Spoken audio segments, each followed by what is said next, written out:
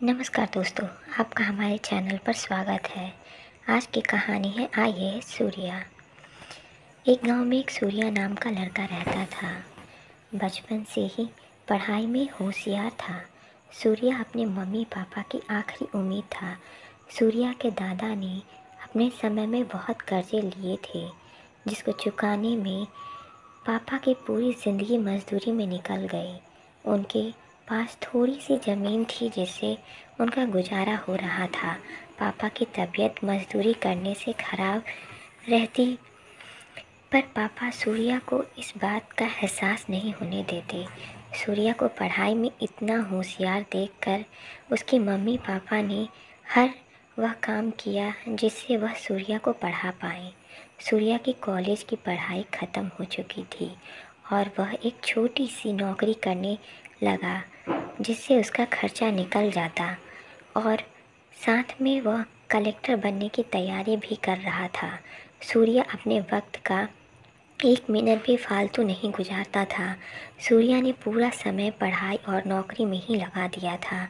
सूर्या के पापा को यह बात पता थी कि वह कलेक्टर बनना चाहता है, इसलिए घर के हालात बहुत ज़्यादा ख़राब होने पर भी उन्हें सूर्या से कभी इस बात की जिक्र नहीं किया करते थे और ना ही उनको अच्छी नौकरी करने के लिए कहा करते थे। लगातार 2 साल तक सूर्या पास नहीं हो पाया। उसके बाद भी उसके पिता ने अपना घर ज़मीन गिरवी रखकर सूर्या को आईएएस कोचिंग ज्वाइन करवाई और उसकी नौकरी भी छुड़वा दी और केवल पढ़ाई करने को कहा। सूर्या के पापा हमेशा उसे कहते थे, बेटा खेत और घर दोबारा आ जाएगा, पर कलेक्टर। आज पूरे साल पढ़ाई करने के बाद सूर्या का रिज़ल्ट आ गया था, जिसमें वह अच्छे नंबर से निकल गया था। आज उसके पिता से ज़्यादा खुश कोई नहीं था। ऐसा लग रहा था जैसे सूर्या का सपना पूरा होने वाला था, पर भगवान को कुछ और ही मंजूर था। सूर्या का कल इंटरव्यू था और सुबह से ही उसके पापा की तबीयत खराब थी। सूर्या के पापा उसकी माँ को बार बार यही कह रहे थे कि सूर्या को मत बताना, और उसी दिन देर रात उनकी मौत भी हो गई। अब एक माँ जिसकी गोद में उनका पति गुजरा हुआ था और वह अपने दर्द को भुलाकर अपनी बेटी की ज़िंदगी के बारे में सोच रही थी। माँ ने पड़ोसियों तक को भी इस बात की भनक नहीं होने दी। वह पूरी रात रोई, लेकिन अपने मुंह से एक आवाज़ तक नहीं निकाली।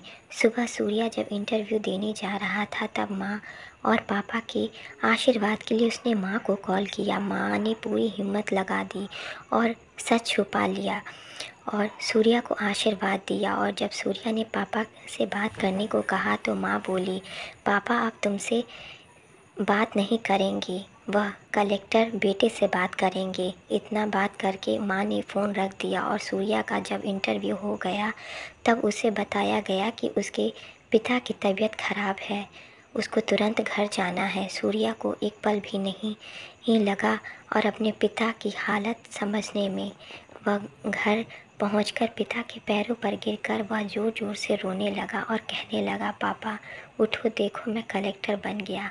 आज उसके पिता को वह खुशी मिली थी जिसको वो बरसों से इंतज़ार कर रहे थे, पर आज वह इस दुनिया में नहीं थे। भगवान सूर्या के पिता की ज़िंदगी में खुश लिखना ही भूल गए थे। पहले वह अपने पिता के कर्ज में ज़िंदगी भर मजदूरी करते थे और फिर बेटे के सपनों को पूरा करते करते घर ज़मीन गिरवी सब रख दिए। वह ज़िंदगी में कर्ज लेकर आए थे और कर्ज लेकर चले गए। सूर्या के पिता ने भले अपनी ज़िंदगी में कुछ नहीं हासिल किया हो, लेकिन अपने बेटे को इस काबिल बना गए कि उनके साथ पुरखे बैठ कर खा सके।